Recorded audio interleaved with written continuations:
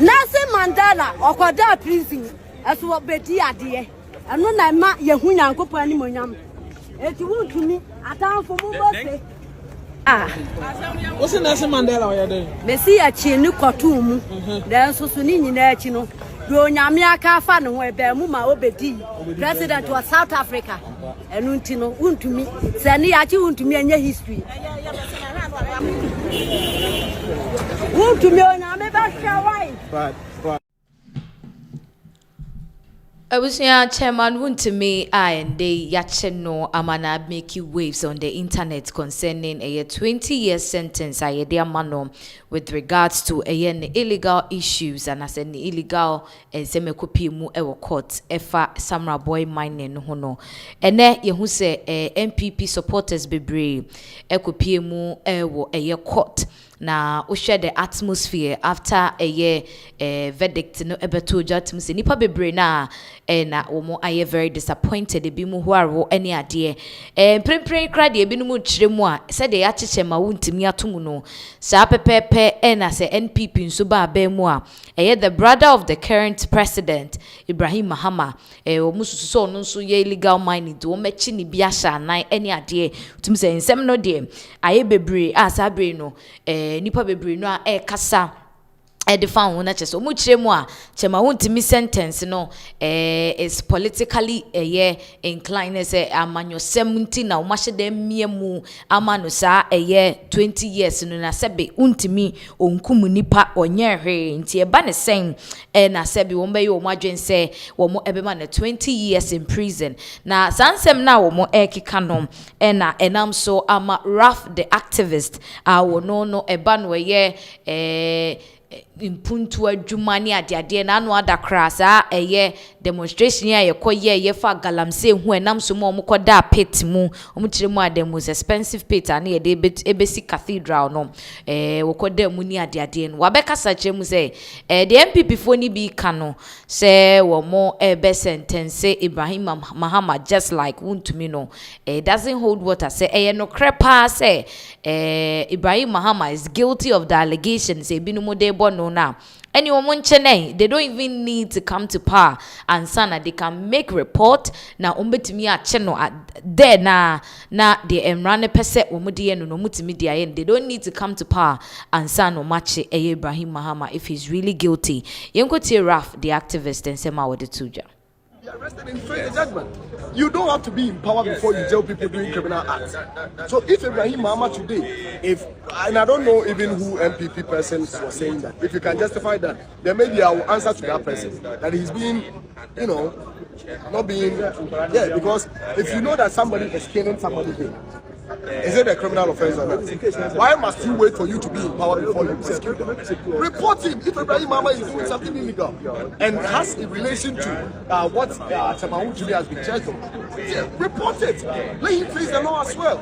But if not that, then about the same Kasa TV 2012, 2020, 14 money. Ibrahim Mahama will go to jail. Ibrahim Mahama will go to jail. Nanado was in power 2017 to 2024. Ibrahim sell with them until 2025. Leadership has.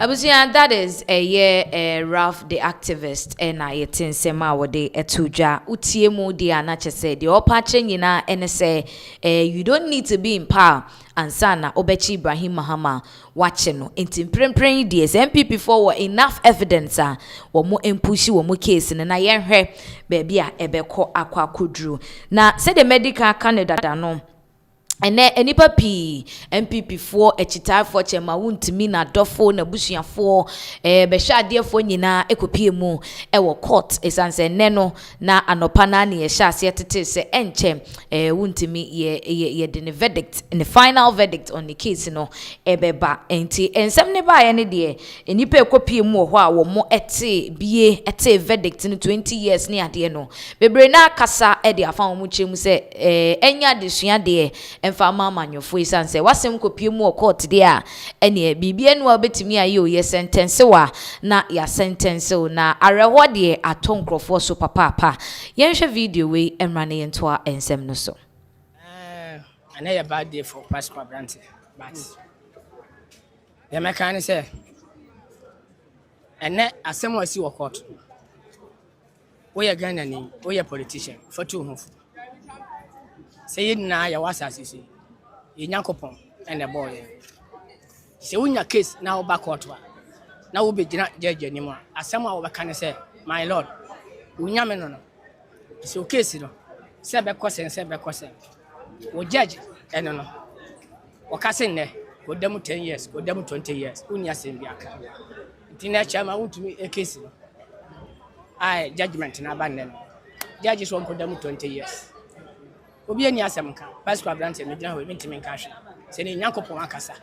Say, back court, no Unyakisia. Ujina judge and mouse, my lord. Unyameno.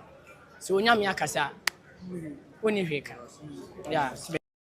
Abusia enti echiremu achema Wontumi ne verdict na aba ne nyame akasa what can you do Wontumi nya ho hwe enti enei obi amfanye desua de mfanto ne kotodwem se emra ne chewa na achew ye de wukogina court nso de a ene wo ne wo lord enti ne yesori a ye ka my lord no enti my lord na wo ka ne nyese bia wo ka ne keke wo ka isan se ono ene wo ba be kire o fate enti enei chema Wontumi we hu ni fate from Police headquarters straight to Nsawom Okutwa 20 years we ba na chese we di 70 at this point ye kind of saying bebre na so akasa omuchire mu say 20 years ni dey too much sebe amanfo akunkum nipa eni ade enenama wo mokra no yedom copy court no ya mo 20 years enti adenti na judge no ebetimi atena say na wama chema Wontumi a whole solid 20 years for what crime exactly enti ebi chemu dia 20 years ne de edoso dodo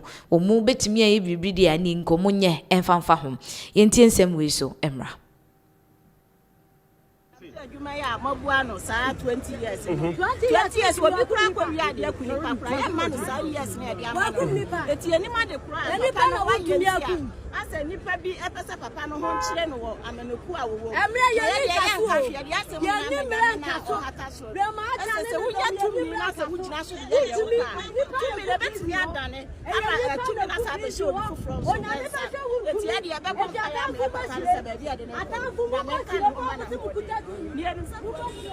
Abusia ni ese atamfo mummo hire ne se mo amani age se chema Wontumi ene ya sentence na ya why no 20 years straight no munke hunu se mre eninka so enti 20 years na edoso wakum nipa kra akeye ma ne sa 20 years eye sentence aye de amano no tu se Wontumi ne supporters ni bebre no wo mo ere ahoyie pa now as amanfo drage Ibrahim Mahama in this particular issue abano wo mo twe ne sere ne abasa se ene ono nso ye illegal mining to omechi ni bie ni ade ni nyina no other section of Ghanaians are also hailing Ibrahim Mahama.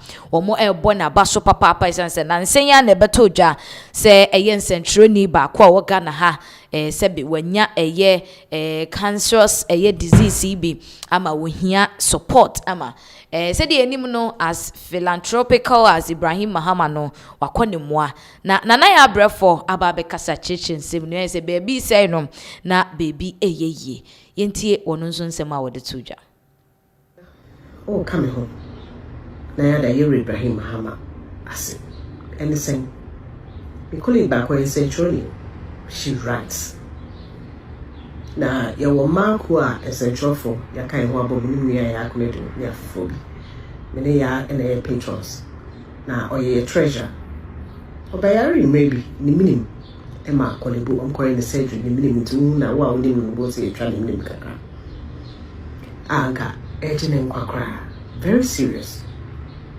ya mi ando me ho tonama wa quiet Thanksgiving crowd and rather than say as a hospital, yes, when you last, as you are as a baby. Hey, ne cow mobile near Kakatwa. When the bull fortress or Mukra or Wontumi, trade in the coin India. Nay, you may tell me, she qua Casatin qua. Get you other near into scandal. Nay, the Toba baby. Look, men Bible is saying that me a creative human beings of his nature. More than 10. because you want to be do a Ghana, Kia how Nessie how solution. And you don't share no friends say, yeah, what they happen? What's the problem? The train, Yamiadum, we can feel our line. And into a asada, Asadanko, dear Yami to me, Yenny, Ninsano Jumani Bini, Ontonobu as you, or Yeno fair, and Yamebeya or the Fenny Passo. It be more who crime and Yame found foremost, but they be so allow God to use them to help others. And one of them, Mr. Ibrahim Mahama, His Excellency John Dramani Mahama, Nibiabe Maketon. Yamisha, God bless you, sir. God bless you and bless your children. God should increase you and add more to your fold so you continue to be a blessing to Ghanaians. Thank you so much, sir. Thank you so much. Look, it's a blessing to me and my family as well. It's not just a blessing to me and my family as well. Let me shout, Papa. Let me shout it. On tone kwade man kwaten train the mobility. Come on, I never say. God bless you. In fact, Madame Fanele post and I'm here the first and I'm doing the other. Let me shout so much. We appreciate you. God bless you. Abusiana na ya brefo na yeti nsema wode tuja said ye hunu no na woda Ibrahim Mahama say for the supporter wode ama ye nuaba journalist no now said the amount for bo Ibrahim Mahama chia this is also coming up no ebi mu anache say NPP for de wo mu any case bia editia Ibrahim Mahama now yen konsem for eso na no ada na ibeto ja say ababa one edi Camila Al-Hassan ade NPP for wo kokeka kansem bi defa President Mahama ho 32 cows ne ade ama ye jeli no 1 year in prison na ehun sem bebre beto ja ehun se Dr. Mahmoud Bawumia de ne ho agimu ne ade kirem se sentence o mudia sentence abaya ne de nkentwa kwamu ne ade ene da sorry ya the tables have 10 no na kire se abrantia wo ye the NDC branch organizer ewo Aguna West sabre ya chi abrantie we na ne boni a wadi ne se wakwake kansem bi de afa Dr. Mahmoud Bawumia the former vice president where the current flag bearer edema the NPP amanyuko no wo kiremu dia na chese nanu ada some couple of years near a year or two near the betoja said the aid to Dr. Mahmoud Bawumia wawu abrante ni a video eka se Bawumia ye kromfo na sebe wakum ni aid ensem bebre ene ade na Efibra yeche Camila no yehu se amafo ebrechire mu a they've been NDC fo a wo makeka ayeya sem wanya no kre defamatory statement according to the NPP no about some of the people in the New Patriotic Party a sebe yanya wo mo hwe yeja wo mo nenam ho na se osofo bia ka asem na se Camila ate no no nso de aye na asem aka eba ne se nye sentence ne to 1 year nti protest ne o matwe ne bebre mine wo kasa idie eye Prince Abuaje wadi mfinhie aduasa nwotwe 38 years no ya che no ni nyina efa ne nsem a wokekan ye edefa the former vice president no ehu yinkoti abrante no ensem a wokan ye nei ama ya che no ye bai beto nsem no so Bawumia jinufu dini a wankasa wakora na moku no asia adidi nkofo yere Bawumia didi nkofo yere former MP so me NPP fo a na wodi wo ma na omugo kun kwase yampanyin kwase bi se muso me di Ghana so aboa bi se hwenanim ese kwaku otesoro aboa we muso me di Ghana so na Ghana ye pemo mo me di Ghana so anke kwache kwaku me di Ghana so kwase bi se aboa bi se wo former MP so me NPP fo a na wodi wo ma na omugo kun kwase bi se muso me di Ghana so Vice President ke obeye ko na no di nkofo no ba be president aboa bi ti say jimi we kromfo e mens ka so enko e padugu da ma wa anya Bawumia kromfo atayi Bawumia Abusia enti abrantie ne nsem a wokan ye no ene yetie wo kiremu abaomia ye kromfo na abaomia ya atayi sebe woni amanyokuo ni mufo bi no mo eyere no mo eguro ni adeade wakeka sansem wenyina the efa the former vice president who sebe ya anye no hwe but enei utimu se bebia na protest ni kika duro no after the arrest of Camilla Al-Hassana okoka se President John Dramani Mahama the 32 cows and the yokum na national form no dia beye mampanini ade ni nyina no abrante so prince no ne de otimu so wokura dibre when this amanyuko ni mu as a branch organizer wa Aguna West no ya che no now yenko court ene ebra ye de ne ekopie mu wo ho no na yenhwe de si ye emra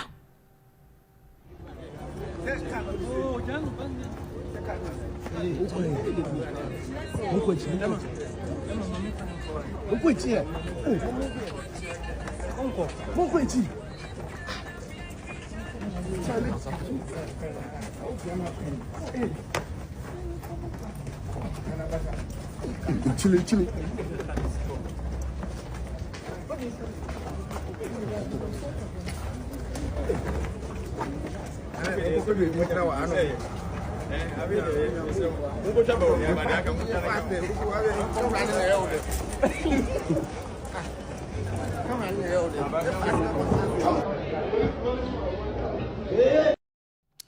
Abusia de si wo court enne no na ye nyina yakohwe bie no ebra ye Prince Aboaje 38 years NDC branch organizer ewo Aguna West ya che no ewo ninsem a okeka ye the FR the former vice president and flag bearer currently for the New Patriotic Party Dr. Alhaji Muhammadu Bawumia na chia ya che ne bi mu kire se we che Ghana se emra ne ye adwuma na che se etwa bankum emra no etwa bankum twanifa wona asu ye NDC ni na sesebe wokokeka nsem ebi a eni kwan so wokoka de na chese emra no ene obedi ni sede etie and ebi bebre kiremu a this is good say ene wo se oman Ghana irrespective of the political affiliation no say wokoka nsem etia the other opponent thinking say wa buying a waso enti betimi akeka de ope no wanya otie didimu dia ene de emma so enti say na ye be kɔ no man yi mu a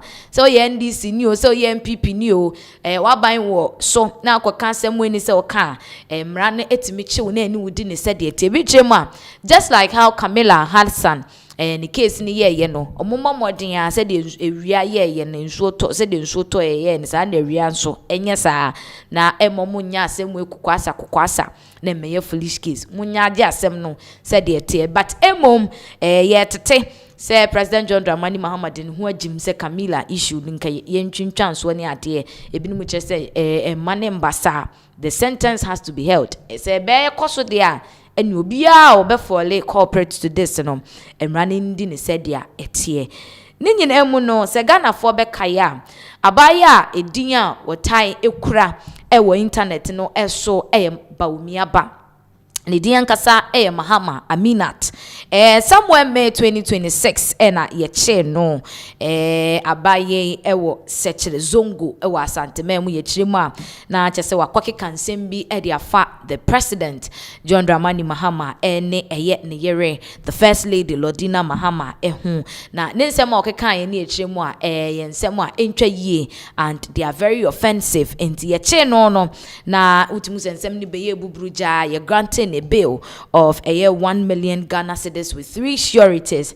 Abusianche na yeti ya chese ya sanso achi abaya ni ebiem esanse chemu a ade oye ya yeche no wasa ko back asa ko ebiem ne say people are always minim ebi obi beka say pa youth of today no internet no can they make good use of it and your so camera sin anima and someone was or kan kra no e na obeden obeka emrai so say we ya na e chill so still ombagwa akoso camera akokeka nsem a eni kwan se wo moka enti na me ne wo eka sei wasanso akopie mu wo court ebie mu a wo kopie mu no ene ne de utimi sa abaya no wa yese yi no Serebo no din. Nothing can move me. Sa nkrofo ni bia. Enti enempo de a police fo kra ni mu nyina no na wo attacking media for say adenti and wo maso camera e de asi ne so. Hey, obi e de akokota ye kohwese ye betimi nya be wa ma. Yen hwe de si ye emra. Mino ha de adisi sam so no. Ye munyi ma no trake. Ya buko ya de akata sam so no. Ha? E de adisi sam no no. Udo bi fami chini wa ha.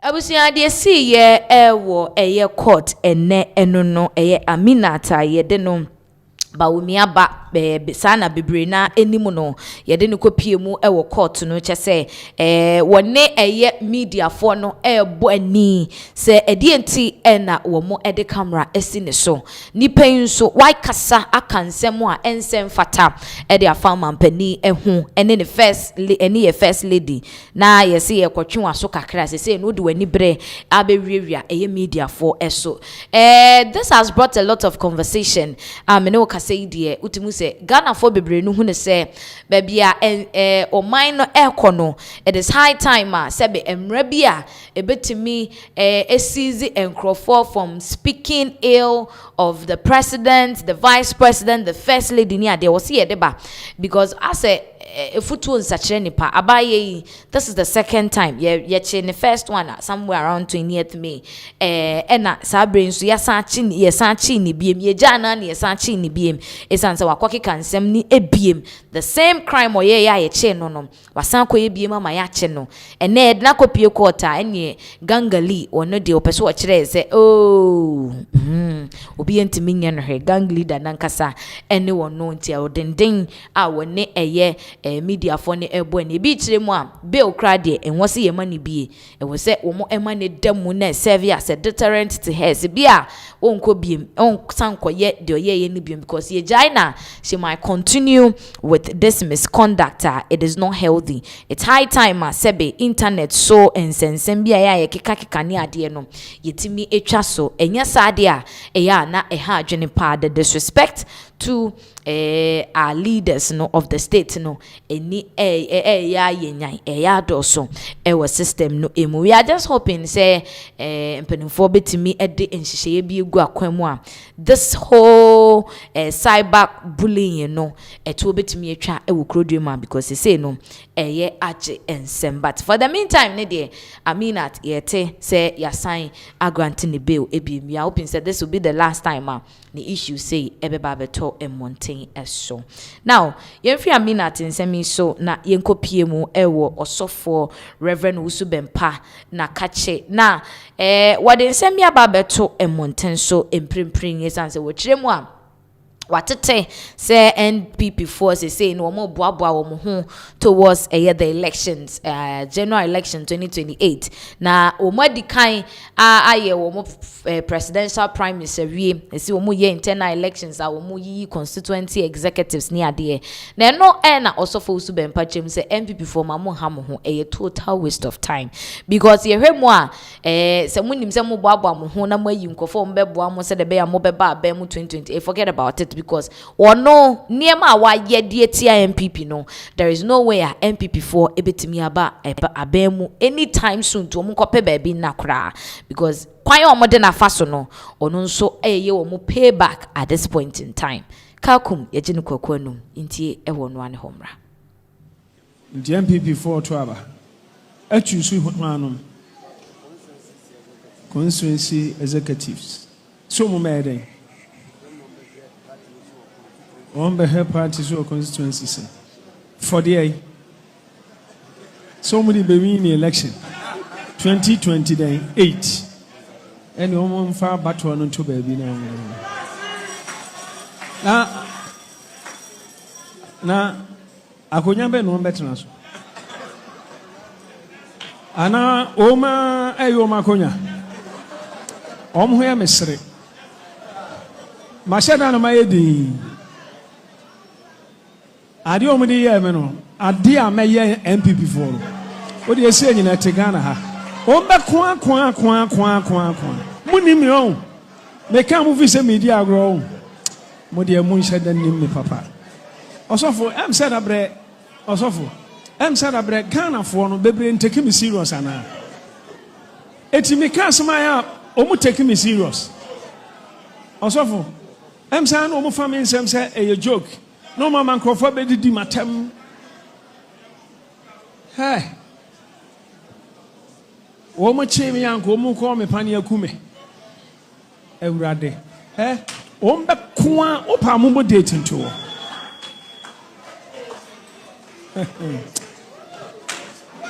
Senko mu kokumi na me se osun shekeji mu no mu ka sa agro na needi. Wo da sie nyina tigana ha. Osofo.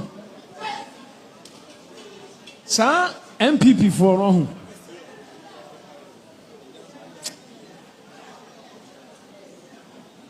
Osofo am say me kasa omo fa no say ana me di agro na.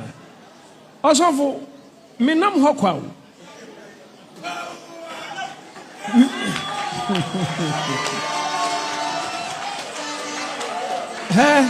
Adofo no mama kan se mi nkyem.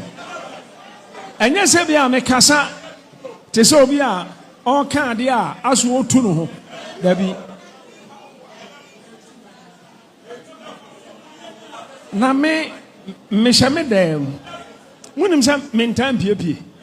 Me hyame dem. Na munim de me ya na me dem ho. Em say mo no em say mo kra mo church members mo share that nim.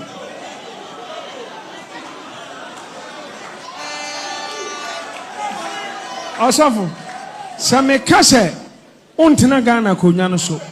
Odi opa ye di obeye pia oboa. Enya me nkwa na me ye osofo. Enya me nkwa na me ye odifu. Osofo ana me ya say me kire the obewi in election and ankophobia challenge. Now, munime.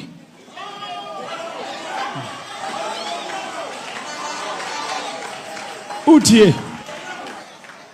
Yesu Kristo na yesomo no. Ono na ahenia nyina ye ne dia. Prophet Owusu Bempa Ebusia Papa Chiremu anachese NPP4 it is a total waste of time. Say womo be boaboa wo so mo ko election womo pe ba bi ntina because enye nene china na sebe womo ebetimi nya the opportunity akase womo eba be serve anas womo be govern eye oman Ghana ebiem because of eniema boni asebe womo aye ediatia no nso work editia wo monti Ghana for ye be gina dia ye engine din ansa na ye too late and the reaction right now is a misreaction every chem say assistance now ne dia bia NPP for nkonkopa yes of Owusu Bempa chewo na DS bia no njemu because utie nsem a no Owusu Bempa ka na chese and brebi atwemu a Owusu Bempa any agrada nya issues to any ade any a whole lot ebe mu a ye che no ojemu na ese nkomo ko wone panie kura kunu that is what a yes of Owusu Bempa can say NPP for said obo a mu nyina mo ba ba mu no they treated him badly into ono nso ye ne niema o chechire mantam niema said beya they can never ever come to power na ne nyina mu no se ukọ eye kumase emontin so ba bia ho nso eja dem tututu ho no manya asem ketwa because we generation enye enikan jawo citizens ni bi na chese wo mo aseti a blaze esanso mu chire mu a say Ghana crowdem ha if Ibrahim NDC baye de biya wo mo chinkrofo ukoka asem na wanka ni ye aye bechew because omuhu ne say wedidi mampani atema na wedidi aman panimfo bi atemi while the right thing is not done ujema na say akwan ye wo onum nyina nye enso omo hwe no omo nye eze niam enhu hia no they don't handle it niam enhu hia no eno omuso mu twetwe ena ndi omo chichi nkrofo okrum ha enti NDC for should do better otimu say we die ayampi ayato edi ama President John Dramani Mahama ene yemra hye bedwani a owo sa empeso ano so no enya asem ketwa yenko na yenko hwemra ayo bushafo me chacha mo won se de bia ye ka Ghana mpanyifo asema Kumasi Kunma Franco, district minister, Abueta Hosia, one second team, one second team, Yadimo Tam the Moon Quaba Chilipa, Yadimo Tama Moon Quaba Chilipa, traffic at Kumasi Kunma Franco, district minister, Abueta Hosia, Crown 4, I wouldn't just walk on square year, Car say, Abueta Quabrisu, Hosia, Abueta Hosia, once I say, bada, the pay, Nyansa, Parliament, Sasikaniwa, Akamu Kuntokwa, Muko Parliament, Sasikaniwa, Akamu Kuntokwa, Sasika Honman, Yanchimu from Yakinti, Kwana Asano,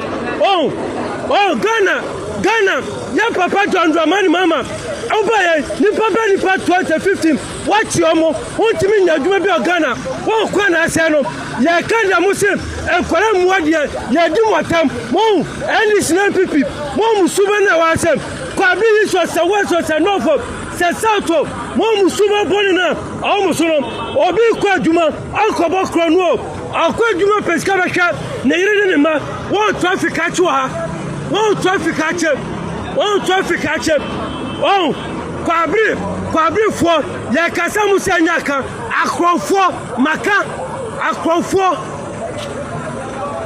Amena to Aseno, Abueta Hosia, Wontumi Yaka Kwai, Moko Parmeta, Namu Kuntokwa, Sasikani Parmeta, Akamuko Kuntokwa, Simu Yaska, Yanchimunti, Moko Anamuko, Abueta Hosia, Akwai, Anasano, Kabetim.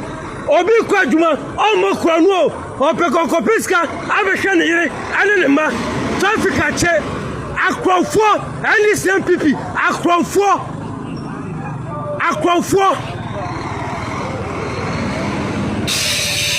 Kwabi, Regional Minister, Messe, what's the guy, and 4 to Amhaya, Abueta Hosia, Wontumi Yakwai. Young Cosco, Yanmadu, and what you might have met Ghana, Coronation Performer. I was saying that is a year some concerned citizens are more Kumase Potemu Ebiomutrimu say Aquino Enye say Utimu say cast ni be couldn't me ko ebia kwose ebi ties akotutu okwa mu ni ade ade nanso ninyi na chire no amidst all that in sebe you empanufo de omoye concern no is about arresting people so omecheche nkrofo a makeka omo ho nsem ni ade ade meanwhile de nti aye to abane de ma omo ne se omo mra no omo meboa na sebe issues a ewo ye importamu ni constituencies ni ade ye ntimi nso ano but at the end of the day no aba issue no so omo nso ano issue mo nso ano nso a sebe mrante ne mmaba wa omo ti kro ni mu a omo nso kirekire omo adwene no ne ye echi omo nti ono nso a kire na adwene ono nso aka na adwene omo pa omo nkoche no niema ahia no omo enye I don't know how sebe Ghana fo bi hu no ne ade bi chese abrante wo ya ade pa sebe won show yi nanim na the voice ne dasie no wo kire places ni ze yen ready ekoso ni ade but then open ne ho asem eno odi nanim ba bia mpo we po mbetimi aba abeche no ho but at the end of the day no omu susu se prebia problems ni ade wo no akwan ho issues ni ade no we should get them solved and all that because if drew baby na ha adwene ukọ baby na kwan ni nye na delay na traffic na cars say si kwan so ni ade no yemu bi wa yetimi yedi ene ade kra ema no eyeyie enti no eno na ababeto edwa ewo honom now yen konsem foforo so wo Ghana ha sese amene wo kasai rent issue bia udi e kira obeka ho asem sa unkan wie nanso in the midst of renting no nso no ho nsem bi epiepie asese no kokobo kese pa na abeto monten so se ukọ rent den so wo hwe landlord a ukọ rent won ho because some of the landlords no very diabolic papa eniama boni a wo mo eye no echenkroi na ababa wa bi ababonten ensem odi ababeto dwane efa landlord bi a sebi osusu se oyiye ye niema boni bi de etia tenant a wafa wo mo ewofie omfie a omo etimu nimu na yenkoti ababa wa yi ne nsem a wo de atodwa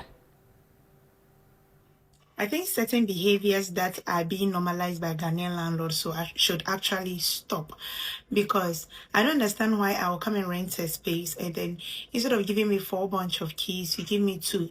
And I question you on why you are giving me 2 keys out of the 4, and you are making it known to me that, oh, fear, and that is your rule. You give me 2 keys and then the other 2 you keep it in case my key now, then you can use that to replace it. But the question is, I know that I'm a renty baby and then I'm moving out. Anything that I've damaged during my time, I'm supposed to replace it. It includes the lock. So why are you giving me 2 keys? This didn't sit well with me, okay? But I actually needed to move out of wherever I was urgently, so I decided to take the space. And there was one funny rhythm about the space that we're like 17 tenants in the house and almost all of us are single, and I don't know why. All of us are single, and it's like just 3 boys, and most of the time 3 boys, nobody, and then one pamo will be or one pamo will be. It got to a point where one of the guys made a statement to me saying he wants to be my friend, but because of the landlord he cannot be my friend, because they were warned when they came that none of them can befriend any of the girls on the compound.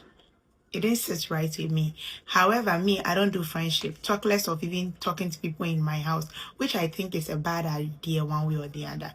This one time, I came back from work and then I was going. Then one of the girls stopped me and she was like, oh, please, I don't know your name, but I've come to realize that the landlord has been entering your room when you are absent. And I'm like, entering my room? Said yes. It hasn't been the first, second, or third, so I should be vigilant. I said okay. So I put a camera. I saw the camera on top of my fridge. It looks like a cap. So I placed the camera there. There was just one time I was at work and then I got a notification that somebody has entered. So I checked the camera and it was the landlord. He went straight into, it's a hall and chamber. He went straight into my bedroom. I did not understand what he went to do there. So the second day, I decided to get an extra camera and put in my bedroom as well. I got a notification again, and then he entered the room, and to my surprise, this man goes into my room, searched through my things, pick my undies, and sniffs them. It wasn't a joke, and it wasn't funny. Funny of all that is, he is a pastor. So I was wondering why that behavior. He isn't married. He doesn't have kids. He stays alone as well. So like it wasn't sitting right with me until I decided to confront him. I think this video is going to be too long, so I'm going to do a part 2 of it in the evening. So I decided to confront him, okay? Please, prior to this, when I came and he gave me the 2 keys, I thought it wasn't sitting right with me. So I told my boyfriend that I wanted to change the locks. I got a carpenter and everything. And then this man was like, he has sanctified his house, so we cannot let anybody change the locks or anything. No one touches anything in that place. You cannot even do wallpaper on the wall. He said he had a solid reason why everywhere is white. We cannot do anything. And if you are having any issue with plumbing work, your cabinet, he has his own carpenter that will come and fix it for you. Nobody from outside can come and do it. Okay. So I decided to confront him. And then, just like me going all the way to the top by myself, I decided to catch the lady who informed me about the whole thing earlier. So I went to confront this lady, and I went to the lady and I was like, oh, I have video evidences of the man entering my room and this is what he's doing. I showed her everything and the lady was like, hey, she too, she's having like a similar issue which is causing her relationship currently. This is the reason why she has decided to like help me so that I can help her out.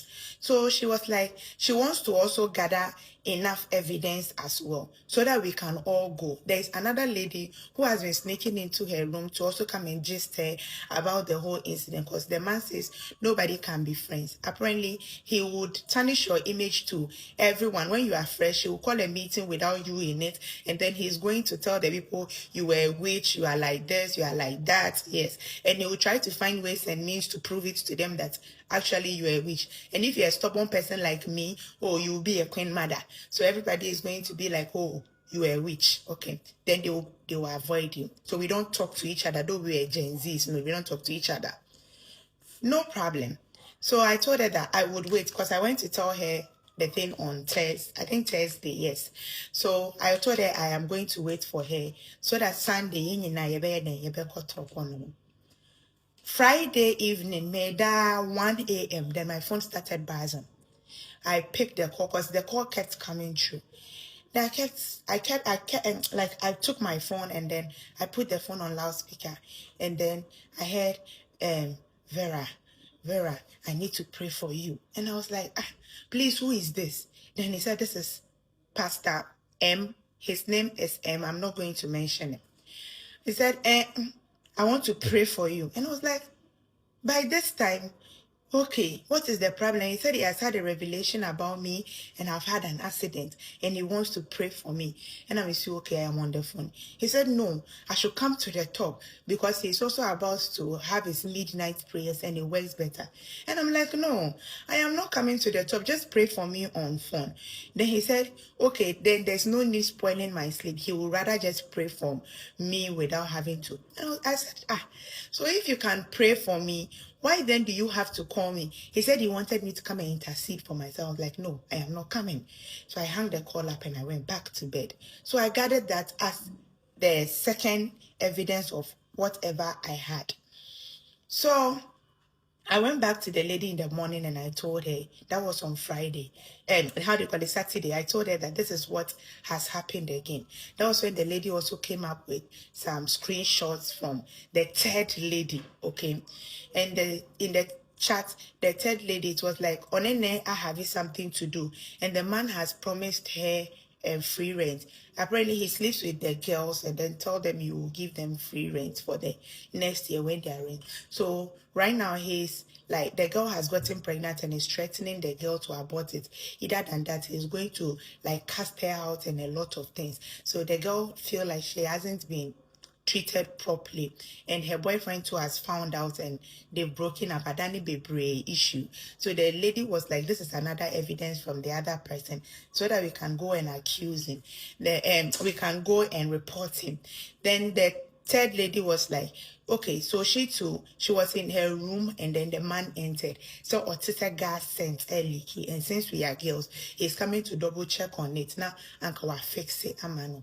And I'm so really, and I'll say yes. So she like videoed it with her phone when she realized that it was the man that was entering. So when the man entered, no, or checking in gas name, and then the man was like, hey, why do you always wear these nika things in the house and spanked her? And she was like, oh, Daddy, why? I was like, no, Akwalaya idea was so what don't do that. You are in a pastor's house. So she kept that, and then she gave me the video evidence of the man so that we can go and then confront him before we move to the police station. And I said, okay. Fast forward, Saturday anopa, I was in my room. I go to work on Saturdays too. But this particular Saturday, because we wanted to confront them and I took an off, I was in the room. That's when I realized somebody is opening my door as early as 6 a.m. So I hid myself in the, the back of the door. That was when he opened and then he entered. I wanted him to enter. And so Remuno, and I may me TPA, and I'll say, hey, oh. And I was like, please, is there any reason why you are in my room? And he was like, he can hear the shower flowing. So he came to her, why don't I? And I was like, I'm in this room.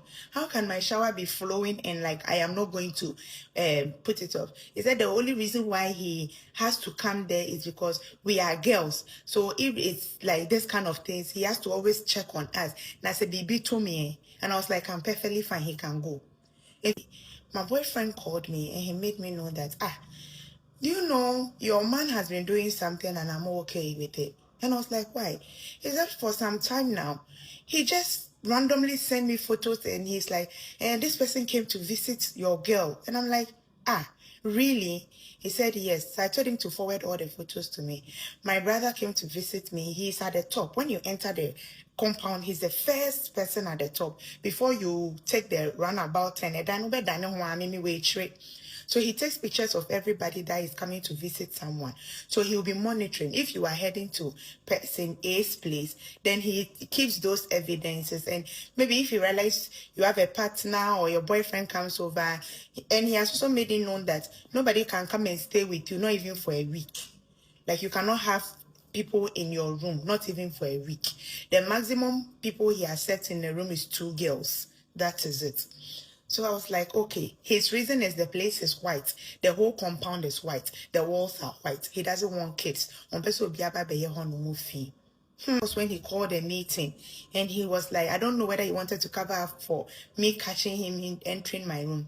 Then it was like, some of us are not keeping our rooms the way we are supposed to keep it. He has been to 3 or 4 people's room and it's like he doesn't like it. So in that context, every month he is going to come into our room twice to double check if the walls and everything, his locks, everything are intact. So everybody was protesting. That was when I got pissed and I was like, are you trying to cover up for coming into my room? Then he said, what do I mean by that? And I was like, this is a video evidence of you in my room. Why do you enter my room when I am not around? Then he made the same excuse that I have been leaving my tap on. He has even told the other guys that this is what has been happening. And they all were like, but you two, why do you leave your tap on? I was like, so you guys actually believe I leave my tap on? I don't leave my tap on. Then I showed the other video of the man sitting in my room sniffing my undies. That was when the other lady too spoke up, and then the third one also spoke up, and then they were not knowing there is a fourth one also in the house that he is ejecting from the house, and she also spoke up. Now the only guy that was left in the house was like, so the only reason why you are allowing girls in your house is because you want to have something to do with them.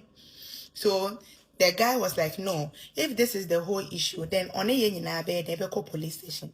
So we all went to the Agbogba police station to report the issue, and then they came for the man.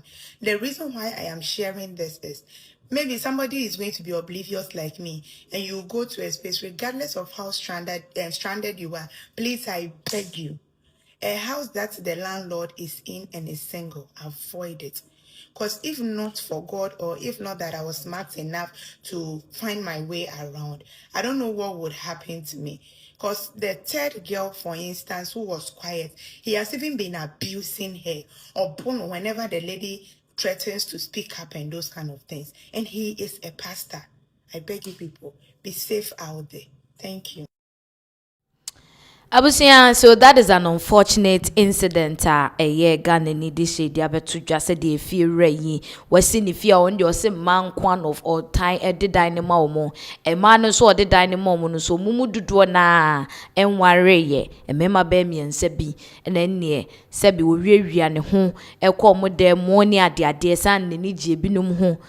Just an idea or ya no so ye share munso no if you're ray a so for inti na isa oko hide ya na wama weni adaho aha enko eye other issues eso dia na chese me no ka say die yeko ECOWAS a new chairman has been sworn in ECOWAS and making wave all over the news. Now what is making this an issue for discussion? No, the fact that he's a very young gentleman. I will know and yes Senegal for woman penny or no and then me no say yedeno esiso as the new ECOWAS chair. A lot of blogs, a lot of media outlets and womo edi huamanebo ababeto monten so ntim prempren de Sierra Leone for na womo president na the previous ECOWAS chair si say de aban fofra baso new swearing in akoswa ye Basiru Faye wono the new ECOWAS chair no isiso on your screens or say 46-year-old Senegalese president Basiru Faye elected new chairman of ECOWAS and tutimu say the ekeka kono enijesem 2024 na Basiru Senegal for eto abayi no say womo emampani 2026 me wo ekase July busum ye mu no na yeyi no as the chairperson na opani a wokotena dwemu na fe one navigate ensem we fa ECOWAS on because share ECOWAS there people really expect much from them. Ghana ha you say emampani the former Nanado woye ECOWAS chair pen Olatinibu onu nso aye bi pen na recently Sierra Leone for omo mpani na net so say Senegal for nso edu womo eso now amafo ebre expect say Basiri edi nesi so no he's going to give out his all best any ade enti and I'm so Ghana yen foreign affairs minister yera Samuel Okujeto Ablakwa wode ensema betudwa said the dodo na ema Basiru faye ni tiri nkwa no Okujeto nso ede ne de abeto monten so on your screens Sam Okujeto Ablakwa say Ghana congratulates the newly elected chairman of ECOWAS, His Excellency Basiru Diomaye Dakar Faye, President of the Republic of Senegal. We wish him great success, wisdom, and courage in his stewardship.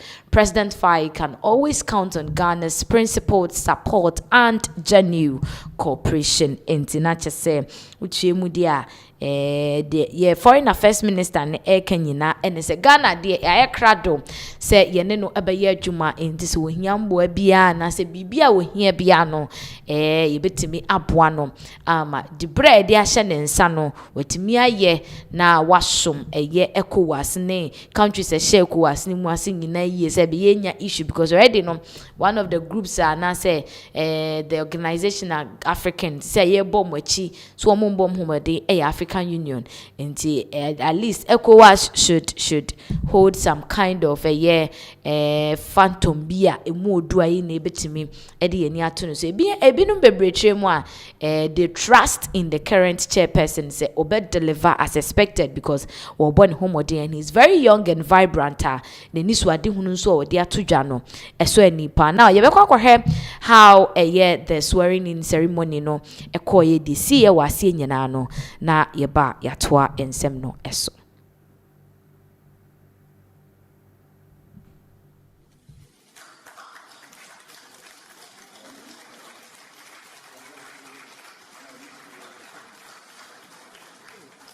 Together we have reaffirmed our commitment to peace and security, constitutional governance, regional integration, and a better future for us all in West Africa.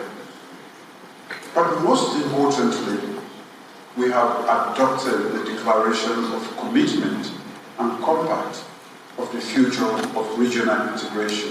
Je garde à l'esprit le long héritage de 50 ans d'efforts de solidarité et de construction patiente, portés par la vision et l'engagement de nos illustres anciens, qui ont cru envers et contre tout en l'idéal de l'intégration. Je m'engage avec vous à faire vivre cet héritage en l'adaptant aux défis de notre temps, à savoir la sécurité collective, la stabilité institutionnelle, la souveraineté politique et économique, et une voix de l'Afrique de l'Ouest plus audible et plus... That is the newly sworn in ECOWAS chairperson, President Faye.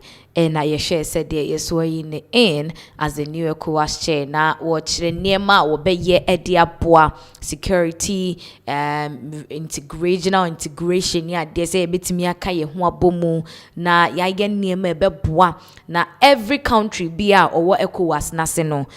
One so a bit to me a benefit from the ECOWAS. Wontumi join the organization. I mean, at the end of the day, no, there will be no benefits coming from it. Said the anymore. ECOWAS say omo mayate ase say ye fa o chair utena so be ya afe baako then it rotates and all that into afe baako esi na nim ne de we are expecting say he would deliver to the expectations of the heads of state wo mo ehye ECOWAS no ase and of course as the heads of state ne expecting that's how the country heads of state so citizens so will be expecting him to deliver as expected. Now yes why in we deliver in a speech akasa the afaniema we dibegu akwemu church mu how he's going to do all these things ebinimu chiremu ana said there or kasa e wa kukudro so ne ade ne de we betumi aboa ama yehu because some of the states any organizations amani bo ayede ho akodundom no at the end of the day we are not not really seeing any benefit. Zebina African Union countries like Burkina Faso, Niger, ni ade nyina no. Omo yi omo ho afri mo wankasa akostate womun so womo edie. So if ECOWAS is able to meet the standard and expectations from the heads of state na chese ebetimi aboa. Yenti nsemo President Faye, Senegalese new president sworn in newly as the ECOWAS chair no ode suja. Monsieur le Président de la Commission, Mesdames, Messieurs les ministres, Mesdames, Messieurs, je tiens d'abord à renouveler mes remerciements au Président Julius Maada Bio, Président en exercice sortant de notre conférence, pour ses efforts constants en faveur de la stabilité, de la cohésion et de la consolidation de l'intégration sous-régionale. Je mesure l'honneur et la responsabilité qui s'attachent au mandat que vous venez de me confier pour conduire les destinées de notre organisation commune. Je vous en remercie et vous assure de mon engagement à travailler de concert avec vous, avec tous les pays membres, pour perpétuer l'héritage des pères fondateurs. Nous avons célébré l'année dernière le 50e anniversaire de la création de la CEDEAO. Nous pouvons être fiers du chemin parcouru sur les traces lumineuses des pères fondateurs, dont la vision éclairée continue de guider notre marche commune et solidaire vers l'intégration sous-régionale. Nos acquis sont indéniables, tout comme nos défis aujourd'hui. Expansion du terrorisme, tensions inter-États ou intra-étatiques, recul démocratique avec la recrudescence des coups d'État, sans oublier l'ingérence politico-militaire étrangère. À cela s'ajoutent les défis sanitaires, climatiques et l'impact de situations internationales conflictuelles sur nos économies. Tout cela, ajouté à la fragmentation de notre communauté, fragilise davantage nos efforts de développement et nos acquis en matière d'intégration. C'est dire combien il urge de travailler pour les retrouvailles de toute la famille ouest-africaine, afin de consacrer toutes nos forces et nos ressources aux projets et initiatives communautaires qui nous rassemblent. Le chantier de rétablissement des liens de confiance entre les peuples et les dirigeants me semble être aussi une urgence. And in the acceptance speech with the Maya after the swearing in. The now patching in say or that a West African leaders nina say Wontumi Edisa de Breno Ashen in sa and I think so no or share any more coin say Womunina Ebeka Womu Abomu Ewoba Kuyemu na afe Womu etimi e pushy the West African continent no to a better state and a better level, as well as or share any more coin say the bread the man no obetimi foster peace, unity, security, democracy ewo West Africa kibima minke bibe ye juma ewo West Africa peace, security just a bambwa beboa ye nyina na the other West African countries ni nyina no will be secured in a friend saying respective territories any ade no eno nso ebetimi akoso. I mean, he talked about increased trade say edwadie ayonkofa nso ebedida yentem ebetimi movie freely akodi didwane ade which will foster economic growth with the various countries no emu. Now the part where kan ho asem amanfo bebreni agene is the fact say yeni ayenim say Mali, Burkina Faso, Niger womu nyina efri ECOWAS emu, and he's looking forward say woni Mali and Burkina Faso, Niger heads of state no ebe kasa na omanyi omo ho ntia because we yenim say omo afri mu, but how maybe omunyi ebetimi ni omo akasa asumdwe any pepper here, if not even coming back to ECOWAS krana ebetimi ni omo ayeden ayebibi, because they still find themselves within the confines of West Africa nyina no ya ye enuanom. They say there he's calling for a stronger and more resilient ECOWAS ebetimi aboa ama enema etimi akona kwemu ewo the entire West Africa yewomu sese eno enti said they make congratulatory messages ne de bebre na akọ ediama Senegal and the president of Senegal, President Faye on his new position as the ECOWAS president. We are hoping say will be deliver as expected of him. Now, yebeko other matters so said the biggest trending issue we Ghana has is ano efa Chema Wontumi ni arrest ya cheno ana ni conviction aye de ama no say no wo kwa demo for 20 years na ni nyina no boils down to galamsey aye de boy galamsey nsemo aye charge aye de boy no say Samra boy community no wakotutu nsase wo ho ase ho no nyina any ade recently flood by ye cry. We got some footages from Samra boy I be just say it is because of Chema Wontumi ne galamsey and amano akoba ne sa enti ene 20 years aya 7 no akotwetwe nsem bebre aba na no na me ne woka say ahafo no South East DC any MP a wo mo ewo ho no nso no wo mo ebubu wo mu din amanfo akire mu ase de yache Wontumi no ye free Wontumi case so a another person a wono nso sebe galamsey no wodi mu agoropa se yenye nhwehwanimu na yenye katasomwe mu aso de a ahafo yes South ahafo South East no mrahye bedwani a wo ho any DC ho no yenche wo mo ni en start and prosecute wo mo because galamsey a wo mo ye wo honom no said wo mo sense ase no se mpanimfo anhwe ni yi a ebehwe no na adane Wontumi die ni bi enti the earlier the better. Now I'm sure a lot of people will be wondering say how is it possible the ekoso nyina chire no ena MC DC ene MP wo honom no de omuso mabubu nduegu omasum ti they are still indulging in galamsey, and this is not the first time asem we aba out, but after Chema Wontumi ne sentence no I said this issue is recurring and amanfo chim say emprempren sempanufo timi follow up on Wontumi a sentence ne dia they should channel their energy to ahafo South East na omonko hwe dia ekoso ewo ho abusia yentie ensem mu enchechirimu ewo ahafo issue we eho you know ye ha na free ha na wo ye ha na tete ye ayaba nation pamono ahafo South East adujama district capital Ashanti region what their constituency na dan galamsey site some me can pin po omla bonte say onji obi 1.2 billion 1.3 billion na for na video we an wa share we a critical issue galamsey na ekoso ahafo South East no ahaya na me free I am a constituency. Se maame man kan nye obi antimi nka. MP for no South East Yakubu Muhammad. Woni DC ayaba nesen. Galamsey na mode koso e constituency me ka che mo na se yan me se obi anka ne ekumkura mu obi anka me nkwa meka. President John Mahama His Excellency. DC na wa appoint na ayaba nesen no wa no. Galamsey no ni Yakubu eye.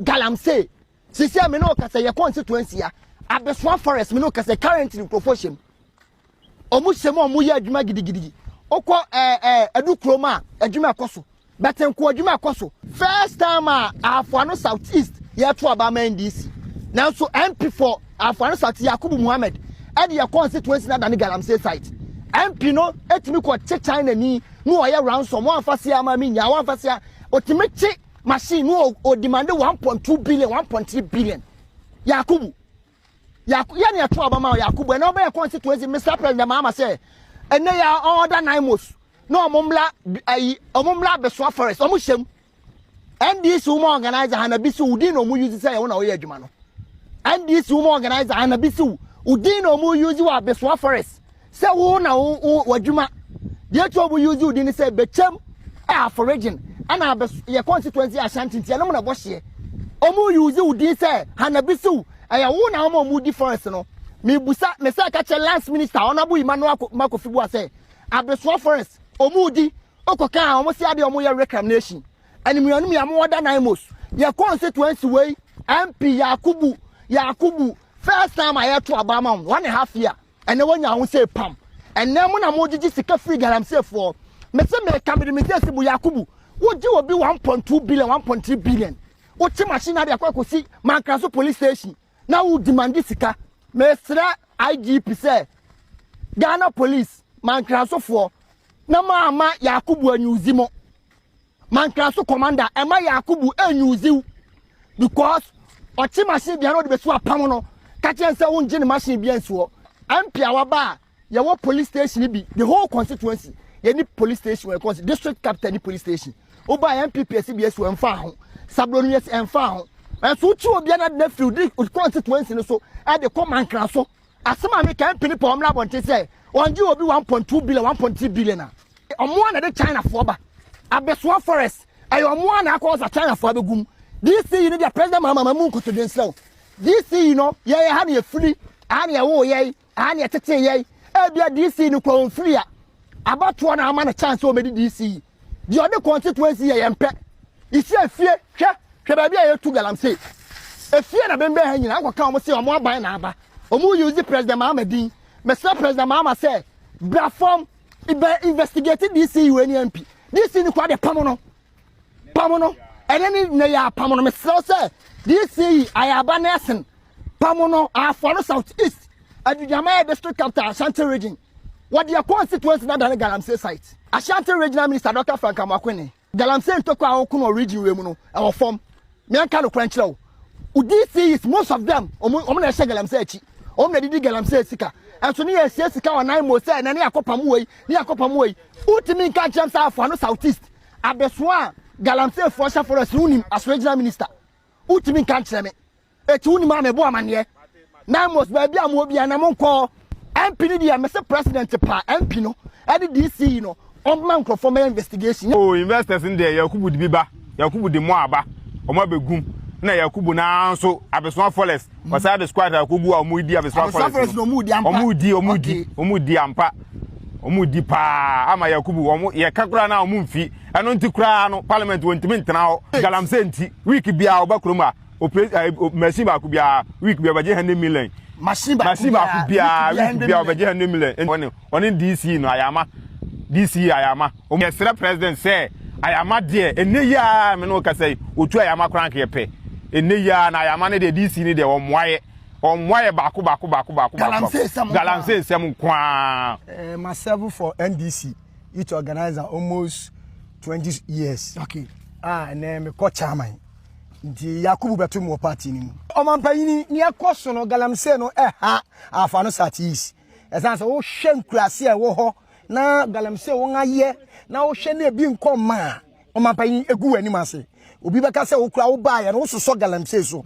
nti ya besre se afanu satis MP eni ni DC besre ya beso man panyini esas afanu satis ya first time ya MP enya DC ewa ha eti ya besre se ofo na nyansi form here dey Galamsey for nso no ya say Ibrahim ma boaye e krofo mpanifo nyina magalana ase kwa nso yira bosome yetimi mfiri nipa be 4000 wachire yetimi akrom kwa na be to nchene kura kwa kodi te say man so ma boaye mpanifo nyina na ha se duka bia omfi okay enso etimi yiri ba kachire boso miensa yetimi makrom da so na no o mama manfo so ye Galamsey na galano na amasi kwa mutu na enso betache galantimi nko na me ho kire ye mama estewa president this in bomba na pe ho asem kana omo mwaye kwan bia so awotumi sa edwofo no mutumi mbadwa obi atimi mba obeti na obi atimi ko nkransin timi mba school nkran timi mba school na achichafo no kurafo a omo soso mutumi kokko kire kurafo no de no omo a omo wo ekurase no omo kwadwa omo badwa no ebi mu fo na mbatu kwan eno kurafo omo komuni ama ebi mu prepare Galamsey fo se omo hiambo asese a na no mo nim nipa yenya nye de epa ni wi a enu mo bia bi se we ne da hwe me den wo ho ma mbie punu a obi atemi wuram me wa an je so we Pinax wa man ko fa so mo metu Galamsey a be de wa ba Galamsey o mo ana shekiri ko se kurapo mo ka se ma me kurapo woni mu bi oh mo ka se me gina we meka se ma me woni mu bi mama na aka ta ne nkrofo ne nyasa se andi sifo na bi na ye oh Galamsey fo na ma se kwan na do mo koma ne mbo na tie pa mo pe egu no so nye ba bia amfa ni wo benye bia no amane me benye bia no amane sa ntia ba se ye fofo ntimi nkwa afu iro bia ntimi nkwa afu nti se na watwekra nye titifie nkran so school no mutimi ko school nkran so mo be school mo ho kire wo mu ebu ono ma yiri sa mo ma bi na nse ne be fu beto nkra bi akwa no ho ye mobo o si nhwe na tade nyina afọ si nhwe na tade nyina afọ so onu musa epi sa abla kwa ne nhwe na e short ne no